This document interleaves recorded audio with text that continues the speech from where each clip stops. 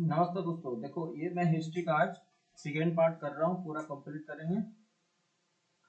ये basic book है, ठीक है। तो इसको शुरू करते हैं। देखो हम लोगों ने यहाँ तक पढ़ लिया था, अब इधर से पढ़ते हैं। देखो अब आते हैं हम लोग बंगाल विभाजन, ठीक है। देखो बंगाल विभाजन में क्या हुआ था, बंगाल विभाजन को शुरू करते हैं क्योंकि उधर का ये जो हम लोग पढ़ेंगे ना, ये 1905 से 1919 तक की घटना पढ़ेंगे। जो भी हमारे घटना घटी है ना, ये उग्रवादी में रहा, उग्रवादी, ठीक है। देखो गवर्नर जनरल जो था, गवर्नर जनरल वो करजन का काल रहा है 1899 से 1905। अगर आपसे पूछा जाएगा कि करजन का कार्यकाल जो रहा 1895 से 1905 तक, भारत में ब्रिटिश साम्राज्यवाद का उच्चतम बिंदु था। देखो ये वाला उच्चतम बिंदु था। कैसे उच्चतम बिंदु था? क्योंकि लगभग ना अंग्रेज जो थे वो लगभग पूरी तरीके से अपने पावर को हाथ में ले लिए थे। जैसे बक्सर का युद्ध हो गया था, पलासी का युद्ध हो गया था। बहुत सारी घटनाएं जो ऐसी थी ना, जो अंग्रेज के लिए काफी फायदेमंद हुई थी। जो चाहते थे अंग्रेज ना, वो कर चुके थे। तो ये साम्राज्यवाद उच्चतम बिंदु का था। इसके जो विभिन्न प्रशासनिक कार्यों में स्वाधिक शक्ति बंगाल विभाजन रहा। अगर विवादास्पद देखा जाए तो बंगाल विभाजन सबसे ज्यादा रहा। समझ रहे हो ना, सबसे ज्यादा विवाद ये रहा। जो राष्ट्रवाद पर किया गया एक प्रच्छन्न प्रहार था। देखो अंग्रेज लोग यही चाहते थे ना कि भारत को किसी तरीका से टुकड़ा टुकड़ा करके, और जो हम चाह रहे हैं, जो हमारा मंशा है, वो हमें पूरा हो जाए, ठीक है। यही ना चाह रहे थे अंग्रेज। तो सबसे बड़ा उनको सफलता मिला बंगाल विभाजन में। बंगाल जब विभाजन किए तो ये इनको बहुत बड़ा सफलता मिला, ठीक है।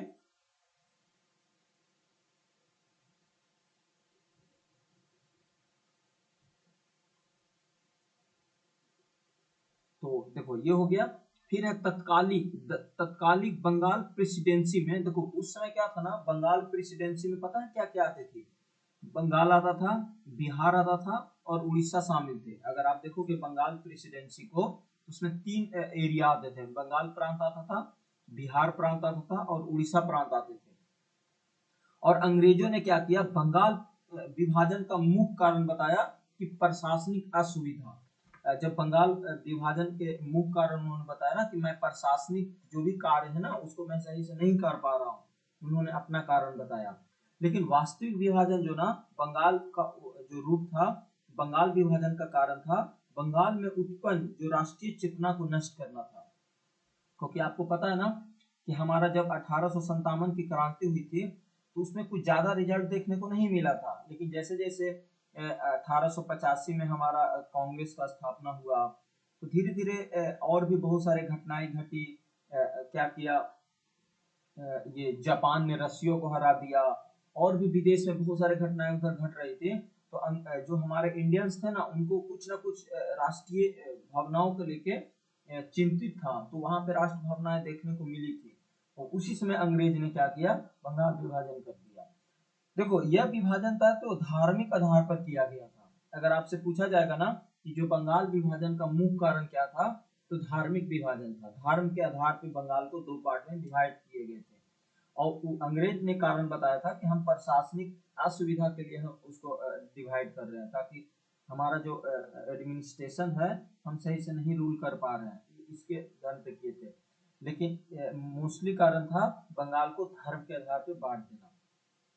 क्योंकि जो पश्चिमी बंगाल था वो हिंदू बहुल आबादी था, और जो पूर्वी बंगाल था वो मुस्लिम बहुल आबादी क्षेत्र था। तो ऐसे से क्या किया गया, बंगाल को विभाजन किया गया, ठीक है। तो ये तो बहुत बड़ी गलती हो गई। देखो अगर देखा जाए ना, तो बंगाल विभाजन लॉर्ड कर्जन कांग्रेस और स्वतंत्रता आंदोलन को दुर्बल बनाना। क्योंकि उस समय क्या था, कांग्रेस की स्थापना हो चुकी थी। एक ऐसा संस्था बन के उभरा था जो हर पब्लिक आम जन की बातों को वहां पे रखा जा रहा था, और एक नई प्लान के तहत आगे बढ़ रही थी इंडिया कि चलो अब देश की आजादी तक हम लोग पहुंच जाएंगे। और स्वतंत्रता आंदोलन को दुर्बल करना था। साथ ही साथ जो मुस्लिम संप्रदाय को आगे लाना था और उनको जहर बुनाना था, इस तरह से थी। तो अगर देखोगे ना, तो 19 जुलाई 1905, कुछ कुछ स्रोतों में 20 जुलाई है, को बंगाल विभाजन की घोषणा हुई। घोषणा कब हुई थी? 19 जुलाई 1905 को बंगाल विभाजन का घोषणा कर दिया गया। उसी समय 7 अगस्त 1905 को कलकत्ता के टाउन हॉल में एक संपन्न बैठक में बंगाल विभाजन के विरोध में स्वदेशी आंदोलन की घोषणा की गई और तथा इसका बहिष्कार प्रस्ताव पारित किया गया।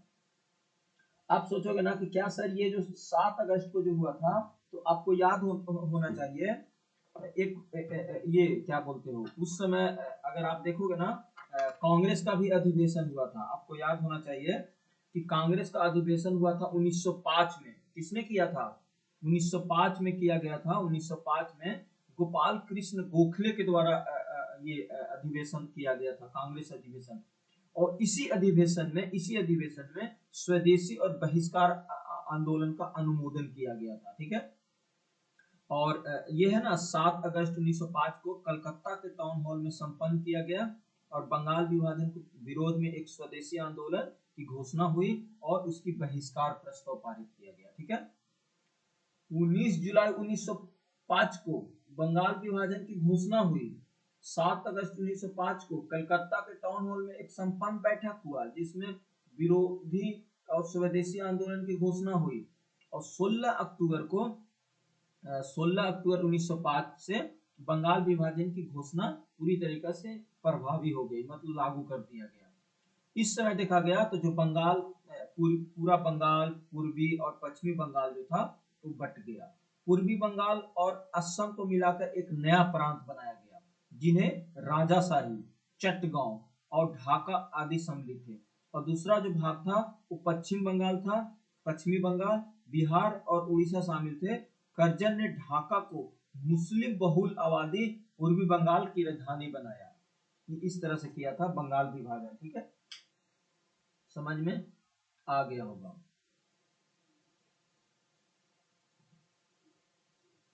ठीक है, यहाँ तक क्लियर है। फिर 16 अक्टूबर 1905 को समूचे बंगाल में शोक दिवस के रूप में मनाया गया और लोग ने उपवास रखे, वंदे मातरम, देशभक्ति की गीत गाए गए और एक दूसरों की राखी बांधी गई। इसी समय कांग्रेस ने 1905 के बनारस अधिवेशन में स्वदेशी और बहिष्कार आंदोलन का अनुमोदन किया था और इसकी अध्यक्षता किसने किया था? तो गोपाल कृष्ण गोखले ने किए थे। गोपाल कृष्ण गोखले ने किए थे।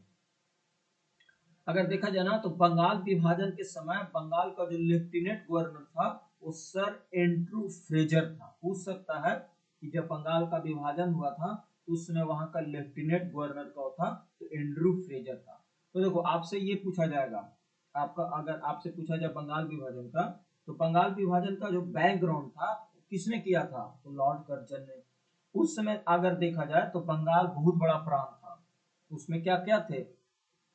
बांग्लादेश भी था, बिहार भी था, झारखंड भी था, उड़ीसा भी था और पश्चिम बंगाल शामिल थे। देखा जाए ना तो जो बंगाल प्रांत था वो बहुत बड़ा प्रांत था। उसमें बहुत सारे रीजन्स थे, प्रांत थे, छोटे छोटे सारे प्रांत मिलके एक बंगाल प्रांत बना हुआ था। बांग्लादेश, बिहार, झारखंड, उड़ीसा, पश्चिम बंगाल थे और जनसंख्या भी बहुत अधिक था। बंगाल में बहुत ज्यादा जनसंख्या अधिक था। तो अंग्रेज लोग यही बोले ना कि प्रशासन नहीं से चला पा रहे हैं सही से, तो हम इसको विभाजन करते हैं। यही बताया अंग्रेज ने। देखो यही ना बताया अंग्रेज ने कि हम प्रशासन को सही तरीका से ना चला पा रहे हैं, तो हम इसको विभाजन करते हैं। लेकिन असली कारण ये नहीं था भाई। असली कारण था ब्रिटिश सरकार की मंशा था फूट डालो और राज करो, डिवाइड एंड रूल की नीति लाई गई थी। तो आपसे पूछ देगा कि बंगाल विभाजन कब हुआ? 1905 में। किसके कार्यकाल में हुआ? करजन के कार्यकाल में। बंगाल की बहुत सारे प्रांत थी, उसको डिवाइड करके ये काम किया गया। ठीक है, तो अगर देखा जाए ना तो 16 अक्टूबर 1905 को बंगाल विभाजन हो गया। अगर आपसे पूछा जाएगा कि बंगाल विभाजन कब हुआ, तो 16 अक्टूबर 1905 को बंगाल विभाजन हो गया। ठीक है, ठीक है, यहाँ तक क्लियर।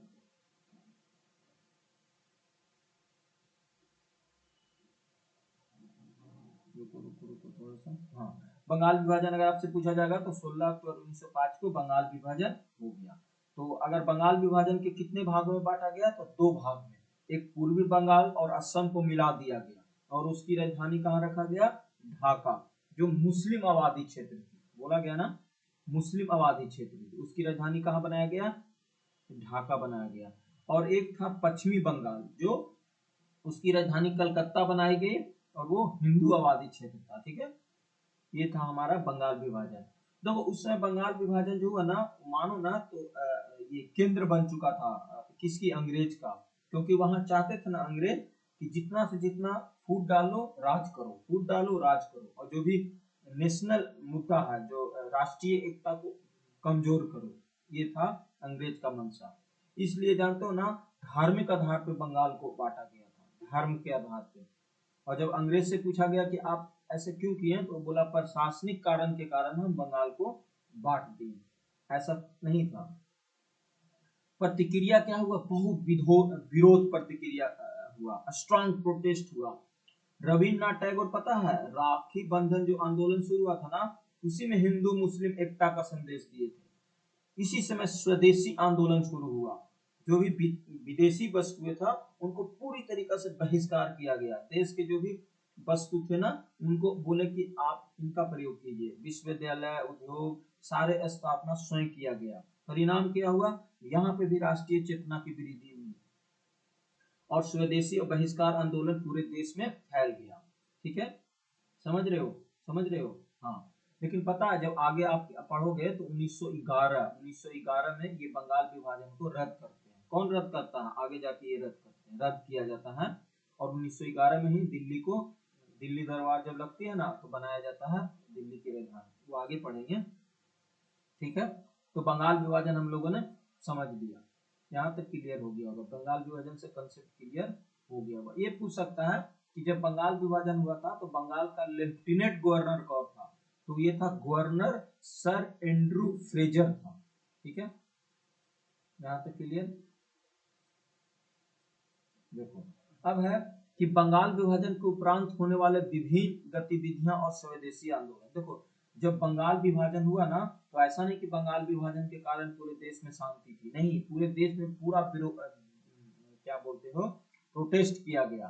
तो देखो इसमें स्वदेशी और बहिष्कार आंदोलन का प्रचार पूरे समूचे देश में कार्य बाल गंगाधर तिलक, लाला लाजपत राय, चिदम्बरम पिल्ले, पी आनंदपुर, अरविंद घोष, सैयद हैदर आदि ने किया। और इसी के दौरान एक अंग्रेज अधिकारी था जिसको नाम था विलेंटाइन सिरोल ने तिलक को भारतीय अशांति का जनक कहा। तो ये भी कभी कभी क्वेश्चन में पूछ देता है कि भारतीय अशांति का जनक किसे कहा जाता है, तो लाला लाजपत राय को कहा जाता है। किसने कहा था, तो ये अंग्रेज अधिकारी थे जिसका नाम था वेलेंटाइन सिरोल, जिसको चिरोल भी कहा जाता है, इन्होंने कहा था। तो ये क्वेश्चन पूछता है, पूछ सकता है। ठीक है, फिर है लोकमान तिलक। हमारे बाल गंगाधर तिलक जो थे वो विशेषकर बंबई और पुणे में, और अजीत सिंह और लाला लाजपत राय ने पंजाब और उत्तर प्रदेश में, और सर सैयद राजा ने दिल्ली में, और चिदम्बरम पिल्ले ने, सुब्रमण्य अय्यर ने, आनंद चालू, टीएम जैसे नेताओं ने मद्रास प्रेसिडेंसी का नेतृत्व किया। किस चीज का, जब बंगाल विभाजन हुआ ना, तो ऐसा नहीं कि इसकी चर्चा नहीं चली, पूरे देश में इस पे विरोध किया गया, काफी ज्यादा इसकी आलोचना हुई। खास करके करजन को, मानो ना तो करजन हमारे देश के बारे में बहुत ही तो गलत सोचा। उन्होंने धर्म के आधार पर, सोच रहे हो, बंगाल को बांट दिया। क्या हुआ, और कारण दिया कि हम प्रशासनिक सुधार करना चाहते हैं, लेकिन ऐसा तो है नहीं था, तो धर्म के आधार पर उनको बांटा गया। ठीक रहे हो, समझ रहे हो। तो ये बहुत ही मानो ना तो देश के लिए क्षति था। कोई बात नहीं, क्षति था, आगे सब सही हो जाएगा। ठीक है, तो यहाँ तक हम लोगों ने पढ़ लिया है।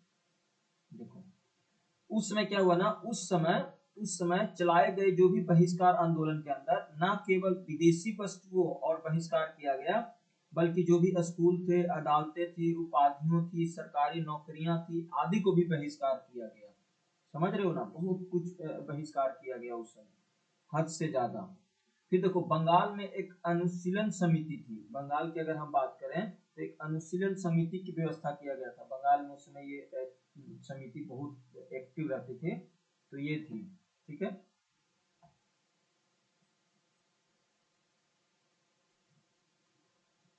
ठीक है। तो देखो ये हो गया।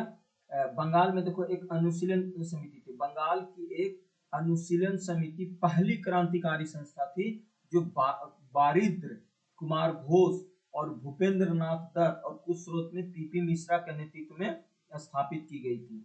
और ये था उगोन्तर इस संगठन का प्रमुख पत्र था। ठीक है, पत्र था। आपसे पूछ देगा कि अनुशीलन समिति एक क्रांतिकारी संस्था थी। ठीक है, फिर है स्वदेशी आंदोलन के समय लोगों को आंदोलन के प्रति समर्थन एकत्र करना।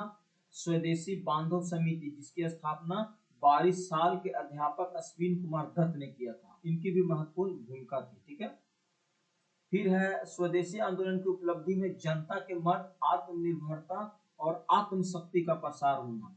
स्वदेशी आंदोलन का प्रभाव बंगाल के सांस्कृतिक क्षेत्र में भी देखने को मिला, सांस्कृतिक क्षेत्र में भी देखने को मिला। ठीक है, फिर है देखने को मिला, फिर है बंगला साहित्य के लिए समय स्वर काल रहा। जैसे रविन्द्रनाथ टैगोर, देखो उसी समय टैगोर ने इसी समय अमार सोनार बंगला नामक गीत लिखा, जिसे सड़कों पर जुलूस में शामिल हुआ और गाती थी। बाद में यही गीत 1971 में बांग्लादेश का राष्ट्रगान बना।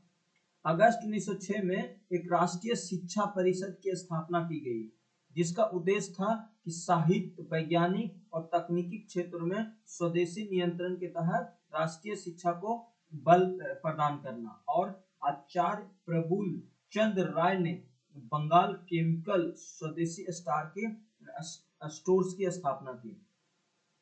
स्वदेशी आंदोलन ने देशी शिल्पकारों को कौशल और उद्योग जैसे हाथकरघा, रेशम, वस्त्र, चमड़ा को भी पुनर्जीवित करने में बहुत बड़ा योगदान दिया। ठीक है, समझ रहे हो आप?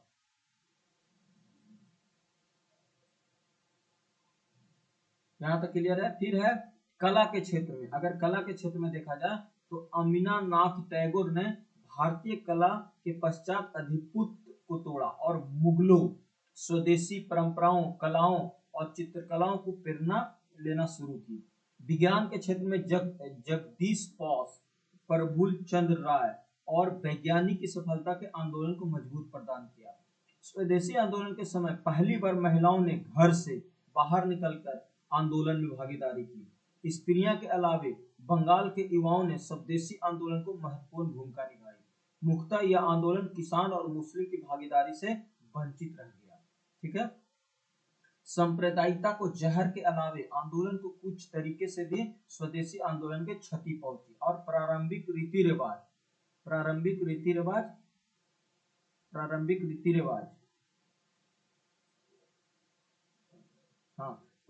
रीति रिवाज के आंदोलन को संस्थाओं का सहारा दिया, जिसका चरित्र धार्मिक था। इस कारण बंगाल बहुसंख्यक मुसलमान स्वदेशी आंदोलन के शरीक नहीं हुए।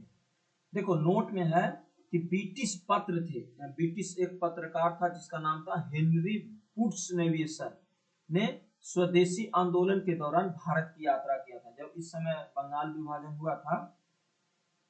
और इसी के काल में वो एक पत्रकार थे जिनका नाम था हेनरी वुड्स नेविन ने स्वदेशी आंदोलन के दौरान भारत की यात्रा किया था। और 1908 में the new spirit in India नामक पुस्तक भी प्रकाशित किया था। गुरु रविन्द्रनाथ टैगोर ने आंध्र प्रदेश के मदनपल्ली के बेसेंट थियोसॉफिकल कॉलेज फरवरी 2019 में राष्ट्रगान को बंगला से अंग्रेजी में अनुवाद किया। देखो ये पूछते रहता है, हमें से पूछता है ना कि हमारे जो रविन्द्रनाथ टैगोर जी थे वो राष्ट्रगान गाए थे, जन गण मन ये गाए थे क्या? नहीं। 1919 में राष्ट्रगान को क्या किए थे? बंगला से, ये बंगला भाषा में जो था उनको अंग्रेजी में अनुवाद किए थे। ये भी पूछ देता है कि कहाँ पर ये किए थे, तो ये किए थे आंध्र प्रदेश के मदनपल्ली बेसेंट, जो एनी बेसेंट के जात हो ना, ये थियोसॉफिकल कॉलेज, यहाँ पे किए थे। तो ये भी बहुत इंपॉर्टेंट है, क्वेश्चन पूछते रहता है एग्जाम में। ठीक है, समझ में आ गया? देखो बंगाल में एक देखो आप यहाँ पे आपने देखा होगा बंगाल में एक ये वाला, ये भी कभी कभी एग्जाम में पूछते रहता है, तो ये हम लोग को ध्यान में रखना है। कौन था? अरे ये अनुशीलन समिति। देखो ये क्या है? एक अनुशीलन समिति है। देखो अनुशीलन समिति है ना, एक पहली क्रांतिकारी संस्था थी जिसकी स्थापना बरिंद्र कुमार घोष और भूपेंद्र नाथ दत्त के नेतृत्व में हुआ था। ये जो था ना, युगेंद्र संगठन का एक पत्रकारिता था। इस संगठन की क्रांतिकारी गतिविधियों के प्रोत्साहन मिलता था, समझ रहे हो आप। तो ये थी हमारे क्या बोलते हो, बंगाल विभाजन, बंगाल विभाजन, ठीक है। उसी समय राष्ट्रीय शिक्षा परिषद की भी स्थापना 1906 में किया गया था, ठीक है। तो इस तरह से आप देखोगे ना, तो बंगाल विभाजन की बात हुई थी। तो बंगाल विभाजन आपसे पूछ देगा कि बंगाल विभाजन किसने किया, कब हुआ, 1905 में। बंगाल विभाजन कब हुआ, 1905 में। किसके कार्यकाल में हुआ, तो लॉर्ड कर्जन के। उद्देश्य क्या था, प्रशासनिक सुधारों का बहाना देना, लेकिन असली कारण क्या था, फूट डालो शासन करो राज करो, मतलब कह सकते हो कि धर्म के आधार पर बांटा गया। कब विभाजन हुआ, तो 16 अक्टूबर 1905 को, 16 अक्टूबर 1905 को बंगाल विभाजन कंप्लीट किया गया, मतलब लागू कर दिया गया। इसके विरुद्ध में क्या हुआ, तो स्वदेशी आंदोलन, राखी बंधन आंदोलन शुरू हुआ। रद्द कब किया गया, पूछ भी सकता है, रद्द कब हुआ था, तो ये 1911 में रद्द हुआ था। परिणाम क्या हुआ, राष्ट्रीय एकता स्वतंत्रता आंदोलन को बल मिला। अब देखो इसी के समय में, राष्ट्रीय, देखो जब ऐसा नहीं कि हमारा बंगाल विभाजन चल रहा था तो हमारे देश के जो राष्ट्रीय क्रांतिकारी लोग थे वो बैठे हुए थे, नहीं। पहला तो 1905 में एक कांग्रेस का अधिवेशन हुआ, किसकी अध्यक्षता में, बंगाल विभाजन उसी समय 1905 में बनारस में हुआ था, गोपाल कृष्ण गोखले की अध्यक्षता में। और यहीं पे स्वदेशी और बहिष्कार आंदोलन का अनुमोदन किया गया था। फिर उसी समय 1906 में दादा भाई नौरोजी के दादा भाई नौरोजी के अध्यक्षता में ये क्या बोलते हो, कांग्रेस अधिवेशन हुआ और पहली बार स्वराज शब्द का प्रयोग किया गया। तो ये भी पूछते रहता है कि पहली बार किस सम्मेलन में किया गया था, तो ये था हमारा कलकत्ता के अधिवेशन में, 1906 में, ठीक है। तो ये भी लगातार चल रही थी बैठकें, ठीक है। ये भी हम लोगों ने पढ़ लिया। आप देखो क्या होता है, हम लोगों ने क्या किया, बंगाल विभाजन कर लिया। अब आती है मुस्लिम लीग की स्थापना। देखो ये बहुत बड़ा टर्निंग पॉइंट रहा है हमारे इंडियन हिस्ट्री का, ठीक है। मुस्लिम लीग की स्थापना 1906 में होती है। मुस्लिम लीग की स्थापना देखो क्या होती है, इसको समझते हैं। देखो ये जो मुस्लिम लीग की स्थापना है ना, ऐसा नहीं कि हमारे देश के लोग ने किया है, मुस्लिम लोग ने किया है, नहीं। इसका अंग्रेज का बहुत बड़ा सपोर्ट रहा है इसको स्थापना कराने का, क्योंकि जो मंशा अंग्रेज चाहते थे ना, वो मिल धीरे धीरे तो उजागर हो ही रही थी, समझ रहे हो ना। तभी तो मुस्लिम लीग की स्थापना हुआ, ऐसे कैसे होता, ठीक है।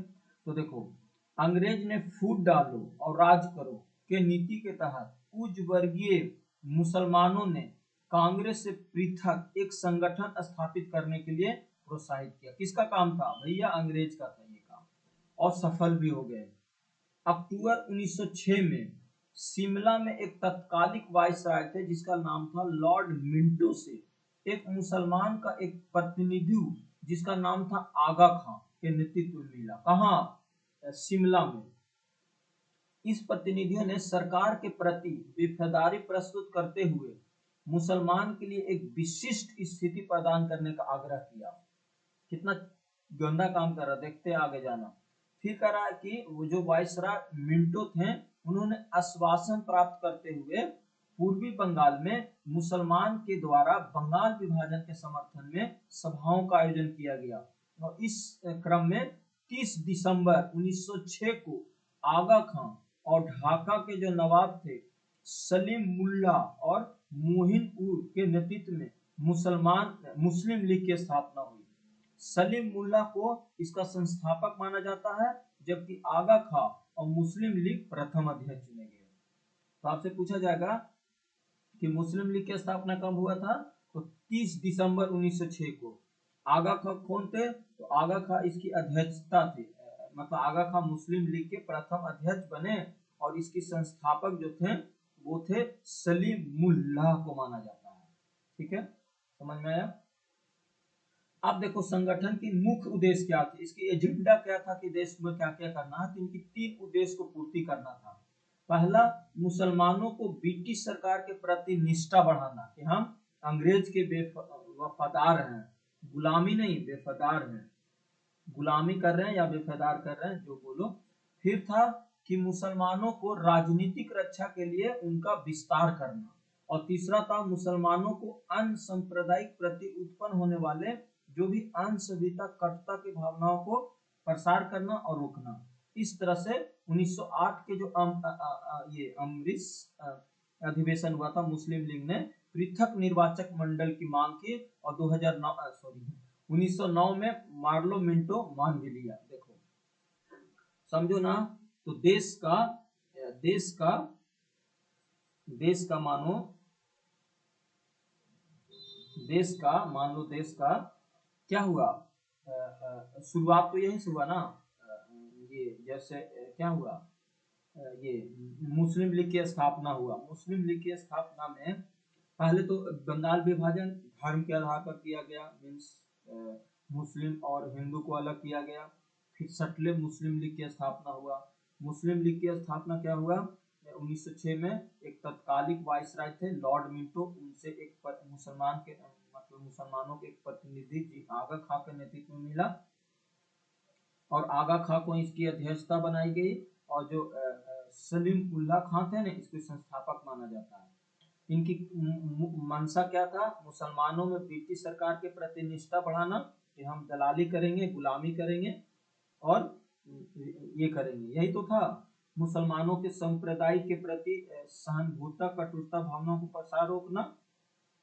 इसीलिए 1908 में देखोगे, 1908 के जो अधिवेशन हुआ था वहां पे आप देखोगे ना, तो अमृतसर अधिवेशन में मुस्लिम लीग ने पृथक निर्वाचन मंडल की मांग कर दी थी और इसकी सफलता मिल भी गई। 1909 के जो मार्लो मिंटो सुधार था उसमें आपको पता है ना क्या दिया गया था, मुसलमानों के लिए एक अलग पृथक निर्वाचन मंडल बना दिया गया। अब समझते हैं। तो देखो आपको दिमाग में आ गया होगा ना कि मुस्लिम लीग की स्थापना क्यों हुआ, यही ना कि अंग्रेज फूट डालो राज करो, फूट डालो राज करो, डिवाइड एंड रूल की नीति के तहत हिंदू मुस्लिम एकता को तोड़ने का प्रयास किया गया। अंग्रेज यही चाहते थे ना कि जो भी मुसलमान अपने पक्ष में एक अलग से संगठन बनाए, और बना भी लिया।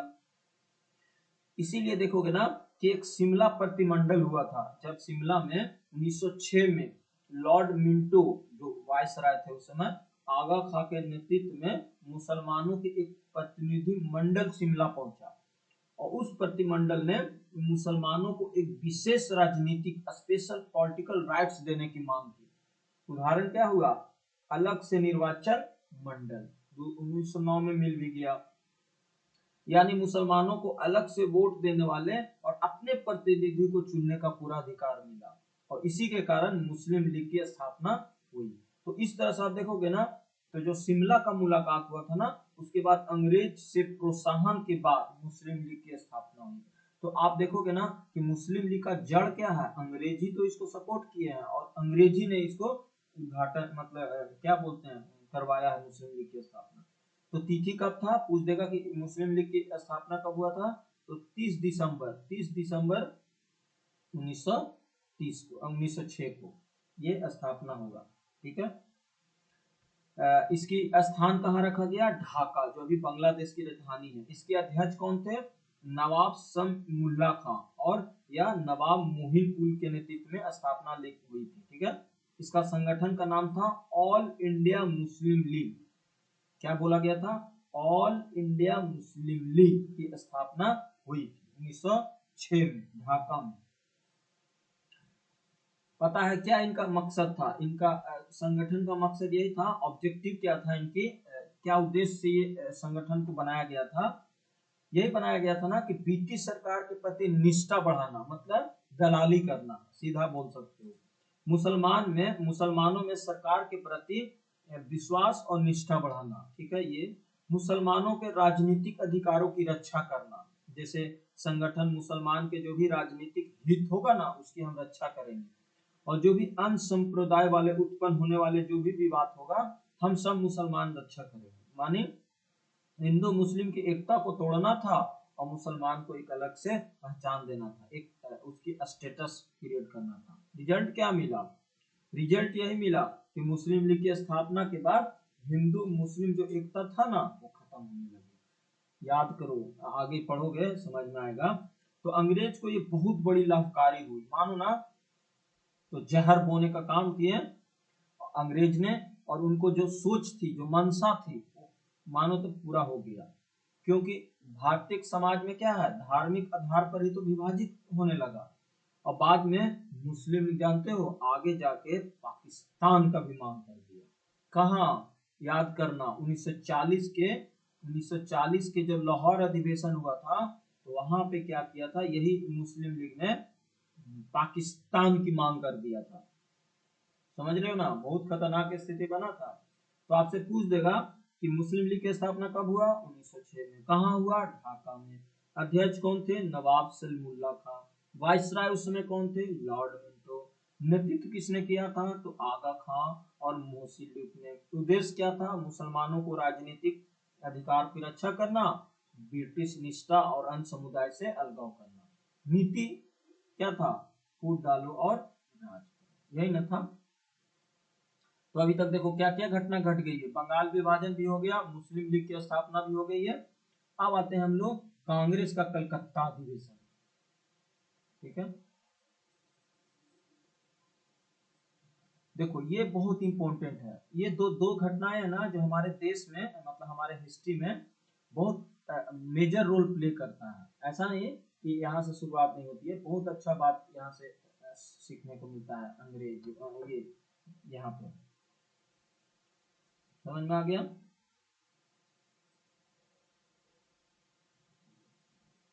देखो अगला है कांग्रेस का कलकत्ता अधिवेशन।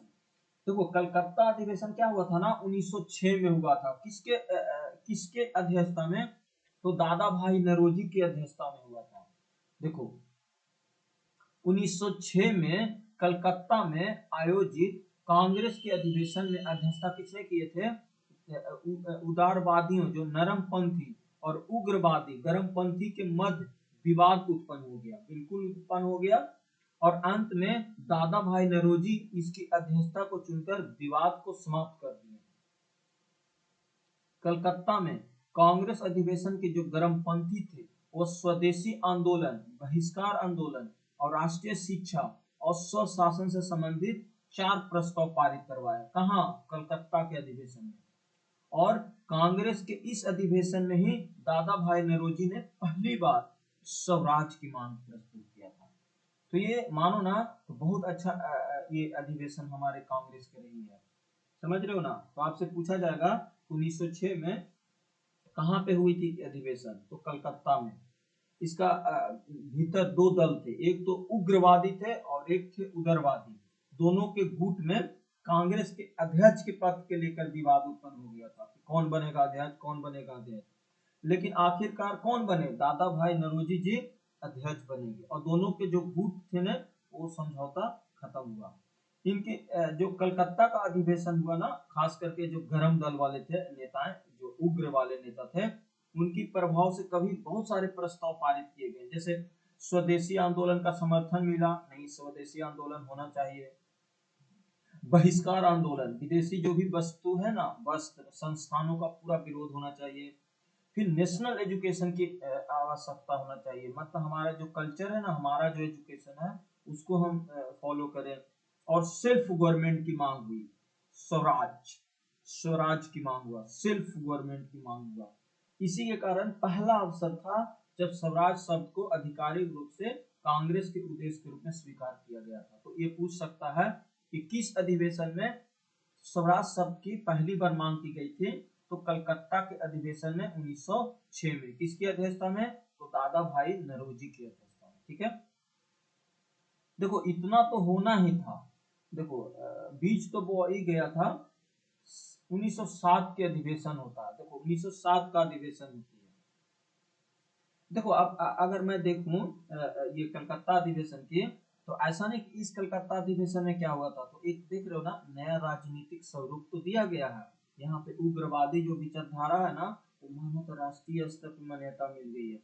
दादा भाई नौरोजी जो थे ना उग्रवादी थे, और उग्रवादी थे। तो दोनों सोचे ना, उग्रवादी और उग्रवादी नेता आपस में एक मंच पे आके बातों को रखे जाए, लेकिन ये बात नहीं बन पाया। क्या हुआ, 1907 में फिर से अधिवेशन हुआ सूरत में। क्या हुआ, 1907 में सूरत में आयोजित कांग्रेस अधिवेशन में उदारवादियों और उग्रवादियों के फिर से अध्यक्ष पद के लेकर पुनः विवाद प्रारंभ हो गया। वहां हुआ था तो चलो सोल्टोट हो गया, लेकिन यहाँ सोल्टोट नहीं हुआ। उग्रवादी जहां सूरत अधिवेशन में लाला लाजपत राय को और कुछ अनुसार बाल गंगाधर तिलक को कांग्रेस का अध्यक्ष बनाना चाहते थे, वही जो उग्रवादी थे वो रास बिहारी घोष को अध्यक्ष बनाना चाहते थे। इसी अधिवेशन की अध्यक्षता जो थे उदारवादी नेता राज बिहारी घोष ने किया। और सूरत विभाजन का दूसरा कारण भी था बंगाल विभाजन के विरोध को प्रारंभ किए गए स्वदेशी आंदोलन के दौरान जो उत्पन्न परिस्थितियों की वजह से कांग्रेस के भीतर जो उपजा था ना गरम दल और नरम दल, ये मत विवाद ग्रस्त था। इसीलिए स्वदेशी और बहिष्कार आंदोलन का प्रसार आप देखोगे देखोगे देखोगे तो बंगाल तक ही सीमित रखना चाहते थे, बंगाल तक ही सीमित रखना चाहते थे। वही जो उग्रवादी वाले थे वो चाहते थे ना कि इसको व्यापक तौर पे पूरे भारत में अन्य जगह पे भी फैलाना चाहते थे। और उग्र केवल विदेशी माल पे बहिष्कार से संतुष्ट नहीं थे, वे बल्कि चाहते थे ना कि ब्रिटिश सरकार से किसी भी तरह का सहयोग ना दिया जाए, ना दिया जाए ना लिया जाए, बात खत्म। ये चाहते थे कौन, उग्रवादी लोग, उग्रवादी लोग। फिर क्या हुआ ना, उग्रवादी लोग भी तीसरा कारण ये बना कि जो 1905 में बंगाल से आए प्रिंस ऑफ वेल्स के स्वागत समारोह में उग्रवादियों ने उसका विरोध किया था, क्योंकि आपको पता है कि दिल्ली दरबार भी लगा था इसी काल में 1903 में। फिर इस कारण से अधिवेशन के स्थान को लेकर भी था, जहां उग्रवादी चाहते थे कि 1907 का जो आर्थिक अधिवेशन हो नागपुर में हो, और वही उग्रवादी चाहते थे कि इसका सूरत में हो। विवादों के परिणाम स्वरूप दोनों दल मतभेद को ऊपर कर सामने आया और सूरत में कांग्रेस का पहला विभाजन हो गया। और इसी 1908 में इलाहाबाद का एक सम्मेलन आयोजित किया गया, जिसमें कांग्रेस हेतु एक नवीन संविधान नियमावली तैयार की गई। और नवीन संविधान 1908 में मद्रास अधिवेशन की अध्यक्षता रास बिहारी घोष के अनुमोदन में किया भी गया। देखो समझते हैं सूरत अधिवेशन क्यों हुआ। सूरत अधिवेशन तो पहले पूछा जाएगा कब हुआ, 1907 में। कहाँ हुआ, गुजरात में, कांग्रेस का अधिवेशन था। देखो कलकत्ता अधिवेशन में आपको पता है कि जो उग्रवादी थे और उग्रवादी थे वो तो आपस में मिल चुके थे, उन लोग की बात समझ चुकी थी, और उसकी अध्यक्षता दादा भाई नौरोजी भी किए थे और स्वराज सब प्रयोग भी किए थे। लेकिन जो उग्रवादी नेता थे बाल गंगाधर तिलक, वो चाहते थे ना कि कांग्रेस के एक नया अध्यक्ष के रूप में कोई गरम दल का व्यक्ति चुना जाए। और वही उदारवादी चाहते थे ना कि नहीं, रहमतुल्ला खां या फिर से गोपाल खोखले को बनाया जाए। विवाद क्या हुआ, दोनों गुट के पास बहुत तीखी बहस हुई, हिंसा जैसी भी पैदा हो गई, मतलब मारपीट हुआ होगा। लेकिन कांग्रेस मानो ना तो दो पार्ट में विभाजन हो गया, एक उग्रवादी जिसमें बाल गंगाधर तिलक थे, बिपिन चंद्रपाल थे, लाला लाजपत राय थे, अरविंद घोष थे, और जो उदारवादी थे उसमें गोपाल कृष्ण गोखले, फिरोज शाह मेहता और सुरेंद्र नाथ बनर्जी थे। कारण क्या हुआ, स्वदेशी के मतभेद थे। उग्रवादी जो चाहते थे ना कि आंदोलन तेज हो, जबकि उग्रवादी चाहते थे धीरे धीरे हो। फिर इसी तरीका से ब्रिटिश सरकार के जो रवैये थे ना उन्होंने विश्वास रखते थे। इसी तरह से उग्रवादी संघर्ष और आत्मनिर्भर पर विश्वास रखते थे। इसी के कारण क्या हुआ, रिजल्ट देखने को मिल गया कि कुछ समय बाद कांग्रेस टूट गई, और टूटते ही क्या हुआ, खत्म हुआ। आगे जाके फिर इन लोग मिलेंगे, ठीक है। तो देखो ऐसा नहीं कि जब कांग्रेस का अधिवेशन हुआ तो क्या हुआ, देखो पहला तो देखो पहला फिर से 1906 में मुस्लिम लीग की स्थापना हुआ, 1907 में सूरत विभाजन हुआ, ठीक है, सूरत विभाजन हुआ। और इससे पहले 1906 में क्या हुआ था, 1906 में मुस्लिम लीग की स्थापना हुआ था। 1906 में ही एक कांग्रेस अधिवेशन हुआ था, किसकी अध्यक्षता में, किसकी अध्यक्षता, देखो ऐसे समझते हैं। 1905 में गोपाल कृष्ण गोखले की अध्यक्षता में बनारस में एक अधिवेशन हुआ, जहां पे स्वदेशी और बहिष्कार आंदोलन का अनुमोदन किया गया। फिर 1906 में दादा भाई नौरोजी की अध्यक्षता में पहली बार स्वराज शब्द का प्रयोग किया गया और ये कोलकाता में हुआ था, कोलकाता में। फिर 1907 में सूरत में अधिवेशन हुआ जिसकी अध्यक्षता डॉक्टर रास बिहारी घोष किए थे और कांग्रेस इसी समय दो पार्ट में विभाजन हुआ, गरम दल और नरम दल में। फिर 1908 में ही देखो जब विभाजन हुआ ना तो कांग्रेस को लगा कि नहीं अब ऐसे नहीं होगा, संविधान बनाना पड़ेगा, नहीं तो कांग्रेस तो ऐसे हर बार टूट जाएगी, कुछ रूल और रेगुलेशंस होना चाहिए। तो 1908 के मद्रास अधिवेशन में यही डॉक्टर रास बिहारी घोष के द्वारा कांग्रेस एक संविधान का निर्माण किया गया 1908 के अधिवेशन में। ठीक है, 1908 के अधिवेशन में कांग्रेस के एक संविधान बनाया गया। ठीक है, इसी समय 1906 में ही मुस्लिम लीग की स्थापना भी हो गया था। ये सब हम लोग का चल रहा था, देश के हित के लिए चल रहा था। उसी समय एक अलग से 1906 में मुस्लिम लीग की स्थापना भी हो चुका था। ठीक है, यहाँ तक क्लियर हो गया होगा। 1905 में क्या हुआ, बनारस में अधिवेशन हुआ, गोपाल कृष्ण गोखले स्वदेशी और बहिष्कार आंदोलन का अनुमोदन हुआ। 1906 में ये क्या बोलते हो, कलकत्ता में अधिवेशन हुआ, दादा भाई नौरोजी के काल में पहली बार स्वराज शब्द का प्रयोग किया गया। इसी समय 1907 में डॉक्टर रास बिहारी घोष, कांग्रेस का प्रथम विभाजन हुआ, गरम दल नरम दल टूट गए। लेकिन देखो 1908 में जब गरम दल और नरम दल टूटे ना तो लगा ना कि कांग्रेस में कुछ ना कुछ संविधान की बनाना चाहिए, क्योंकि अगर ऐसे नहीं बनाएंगे, ऐसे रूल और नियम नहीं करेंगे तो पता चला हर बार कांग्रेस टूटते रहेगी। ठीक है, तो 1908 में ही डॉक्टर रास बिहारी घोष के द्वारा कांग्रेस संविधान का निर्माण किया गया। ठीक है, समझ रहे हो आप, समझ रहे हो। फिर 1909 में देखोगे ना तो 1909 में भी अधिवेशन होता है जिसकी अध्यक्षता मदन मोहन मालवीय करते हैं। ठीक है, तो ये भी ध्यान रखना। आगे चलते हैं, देखो हम लोग कांग्रेस अधिवेशन को भी पढ़ रहे हैं साथ साथ। ठीक है, ऐसे पढ़ना ही पड़ेगा। ठीक है, यहाँ तक क्लियर हो गया। अब आगे हम लोग पढ़ते हैं दिल्ली दरबार। देखो दिल्ली दरबार की बात करेंगे ना तो दिल्ली दरबार ऐसा नहीं कि पहली बार दिल्ली दरबार लगा हो, दिल्ली दरबार बहुत बार लगा है। ये लोग मौज मस्ती करने के लिए दरबार लगते थे। जैसे नहीं कि अगर आपका कोई बर्थडे पार्टी हो या कोई पार्टी हो तो आप लोग पूरा पार्टी का आयोजन करते हो। तुम लोग जानते हो क्या करता था, अंग्रेज लोग आती थी और यहाँ मौज मस्ती करते थे, दरबार में मौज मस्ती, पैसा पानी की तरह लुटाया जाता था। यही है कि 12 दिसंबर, कब, 12 दिसंबर 1911 को दिल्ली में इंग्लैंड के जो सम्राट थे ना, जॉर्ज पंचर, पंचर नहीं, पंचम नहीं, पंचर बोलो, जॉर्ज पंचर और महारानी मैगी बोलो, मैरी के स्वागत में दिल्ली दरबार का आयोजन किया गया। जॉर्ज पंचर और मैरी के स्वागत में दिल्ली दरबार का आयोजन किया गया। उस समय भारत का वायसराय था लॉर्ड हॉर्डिंग, पूरा हॉर्डिंग लगाया गया था चारों तरफ। इस आयोजन में जो 1905 में जो बंगाल विभाजन हुआ था ना करजन के काल में, वो बोला कि नहीं ऐसे मत करो, इसको रद्द करते हैं, तो ये रद्द कर दिया।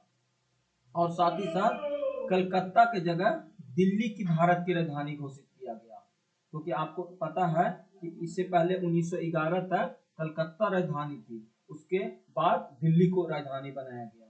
और बंगाल विभाजन को रद्द करने के उपरांत जो उड़ीसा प्रांत था, बिहार प्रांत था और बंगाल पृथक कर दिया गया और असम से तिलहट को मिलाकर पृथक मात्र गठन किया गया। आप देखो सुनना, यहाँ का भी हिस्ट्री बहुत तगड़ा है, यहाँ से हम लोग लिंक करते हैं कि कब क्या हुआ। देखो समझना, पहले बंगाल से दो उड़ीसा और बिहार को एक साथ अलग किया गया।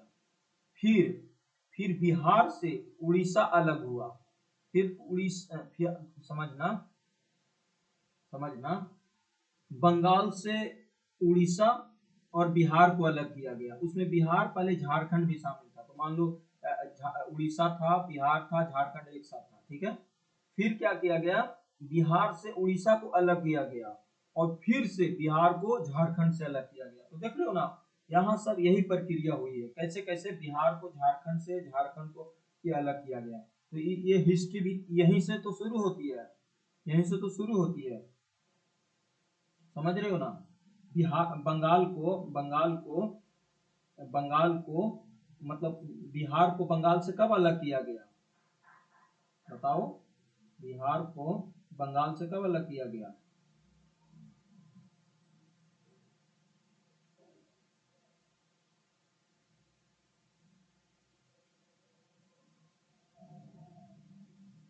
ठीक है, देख ना यहाँ पे बंगाल से अलग किया गया, समझ में आया। ये सारा हिस्ट्री हम लोग यहाँ पढ़ लेते हैं, थोड़ा सा यहाँ पढ़ लेते हैं, देखो समझते हैं। देखो समझते हैं कि जब दिल्ली दरबार लगी, तो दिल्ली दरबार कब लगी, दिल्ली दरबार कब लगी, दिल्ली दरबार लगी 1911 में, ठीक है। राजधानी बनाया गया, फिर 1912 में 1912 में ही जब लॉर्ड कर्जन क्या किया था, बंगाल को जब बंगाल को विभाजन किया था, तो इसके तहत जानते हो ना, पूर्वी बंगाल और पश्चिमी ये असम उसी के साथ था, तो उसमें काफी विरोध हुआ था। तो जब दिल्ली दरबार लगा ना, तो भारत को राजधानी बनाया गया, कलकत्ता से दिल्ली, और पूर्व गठन किया गया, और बिहार उड़ीसा का गठन किया गया। तो बिहार का जो गठन हुआ था, 12 मार्च 1912 को एक नया प्रांत बनाया गया, जिसमें बिहार और उड़ीसा साथ में थे, बिहार और उड़ीसा साथ में थे। मतलब ये था कि बिहार और उड़ीसा को बंगाल से अलग कर दिया गया, और उसमें राजधानी पटना थी, ठीक है, समझ रहे हो ना। फिर से बिहार और उड़ीसा एक साथ थे, लेकिन 1 अप्रैल 1936 को उड़ीसा को बिहार से अलग कर दिया गया, समझ रहे हो ना। देखो पहले 1912 में बंगाल से बिहार अलग हुआ, बिहार और उड़ीसा, फिर 1936 में बिहार को उड़ीसा से अलग किया गया, और फिर बिहार को झारखंड एक साथ हुए, तो 2000 में अलग किया गया। तो इस तरह से देखोगे ना, तो काफी कुछ अलग हुआ है, तो ये आपको ध्यान रखना है, ठीक है। यहीं से अलग होती है सब, आगे आगे जैसे जैसे हम लोग पढ़ते हैं ना, ऐसे ऐसे, ठीक है। देखो दिल्ली दरबार का थोड़ा सा इतिहास पढ़ लेते हैं। ऐसा नहीं कि दिल्ली दरबार मस्ती इन लोग एक ने बार 3 बार किए हैं। देखो आप देखोगे ना, तो दिल्ली दरबार इन लोग मस्ती करने के लिए आते थे। प्रथम दिल्ली दरबार पता है कब लगा था? लॉर्ड लिटन के काल में लगा था। कार्यकाल था 1877। जब 1878 में कौन आया था, वर्नाकुलर प्रेस एक्ट लाया गया था, उस समय दिल्ली दरबार आयोजन किया गया था। उस समय इंग्लैंड की जो महारानी विक्टोरिया था ना, वो भारत की समांगरी घोषित करने के साथ ही उन्हें केसर हिंद की उपाधि, इसी समय दक्षिण भारत में भयंकर अकाल भी पड़ा था। हजारों व्यक्तियां अपनी जान के हाथ धोना पड़ा था। और दूसरी ओर लॉर्ड लिटन दिल्ली दरबार में आयोजित करके पैसा को पानी की तरह बहा रहे थे, समझ रहे हो ना। ये प्रथम दिल्ली दरबार था।